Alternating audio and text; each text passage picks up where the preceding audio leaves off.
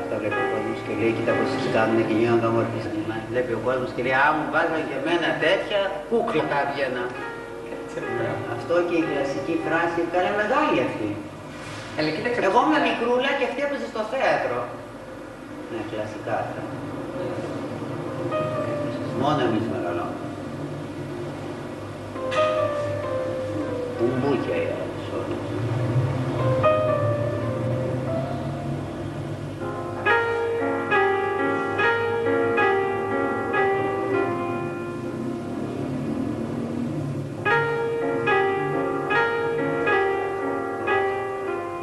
Ένας σωστός μακιγιάζ, εκτός από την τεχνική που χρειάζεται να κατέχει, πρέπει να έχει και την ευαισθησία του χρώματος και του φακού. Να ξέρει τι παίρνει ο φακός. Να αντιλαμβάνεται αυτό το πράγμα. Συνήθως δεν έχουμε τη δυνατότητα να παρακολουθούμε μέσα από το φακό αυτό που κάνουμε. Και κάνουμε πράγματα που δεν τα βλέπουμε, υποθέτουμε τι είναι.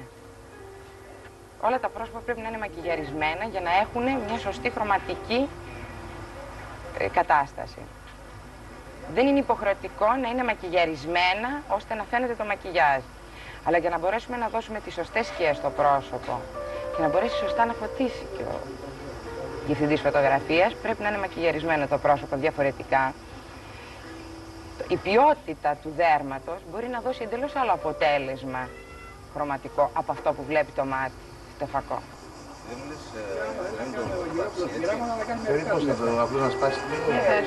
Το μακιγιάζ υπηρετεί βασικά την αντίληψη, την αισθητική αντίληψη λοιπόν του σκηνοθέτη πάνω στην ταινία. Ο σκηνοθέτης θέλει ένα πρόσωπο να έχει κάποια στοιχεία επάνω.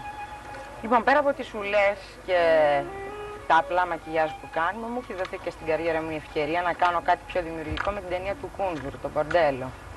Όπου εκεί, με τη βοήθεια του Νίκου του Κούνζουρου, μπόρεσα και έκανα κάποια πράγματα που με εκφράζανε.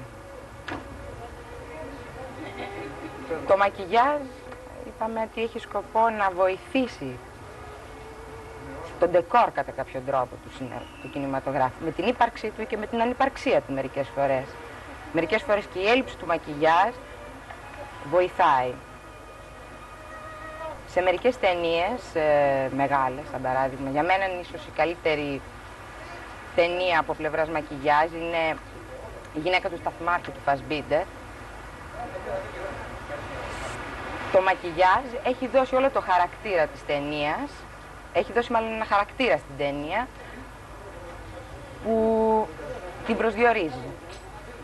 Σε άλλες ταινίες, όπως είναι οι ταινίες του Φελίνη, το μακιγιάζ, αισθησιακό, κραυγαλαίο πολλές φορές, δίνει μια άλλη αίσθηση, εντελώς προσωπική δική του.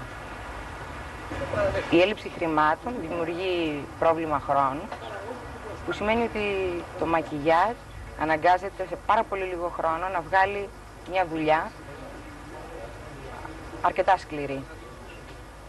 Αυτό δημιουργεί το πρόβλημα ότι κάποια στιγμή πάβει να υπηρετεί την αντίληψη του σκηνοθέτη, απλά γίνεται μόνο μια μέθοδος για να μπορέσει η φωτογραφία να είναι όσο το δυνατόν σωστότερη.